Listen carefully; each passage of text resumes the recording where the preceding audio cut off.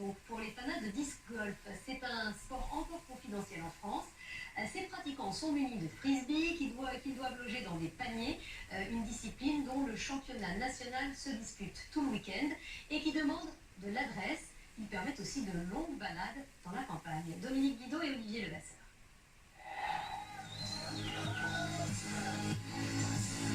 Des lancers époustouflants d'une incroyable précision, des joueurs professionnels, des retransmissions télévisées. Aux États-Unis, c'est une institution.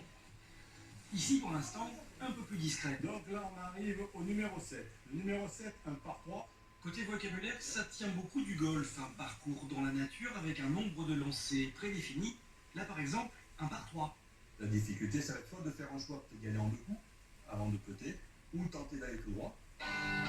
Côté matériel, en revanche, pas de club ni de trou, mais un disque frisbee qu'il faut lancer dans une corbeille située à quelques dizaines de mètres. Ah, joli! Sur le papier, ça a l'air simple. Sur le terrain, beaucoup moins. D'abord, il faut éviter les obstacles, être plutôt adroit. Le secret, c'est quand même une technique parce qu'on le voit, même les enfants arrivent des fois à lancer beaucoup plus loin que nous, donc c'est quand même un aspect technique en premier. Et bien choisir son disque. On ne prend pas le même selon la distance à parcourir. Un professionnel vient avec un sac avec 50-80 disques. Et des disques qui flottent plus ou moins, qui volent plus longtemps, qui prennent un certain angle. Là, ce sont 3 disques de débutants.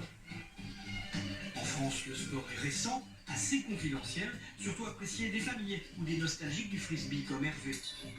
Et là, c'est un prolongement de ce jeu que j'ai connu enfant. Et j'ai toujours joué, j'ai toujours un frisbee à la maison. Et là, le disque golf, c'est une variante, un sport. Un sport qui en France a sa propre fédération et aujourd'hui une vingtaine de parcours.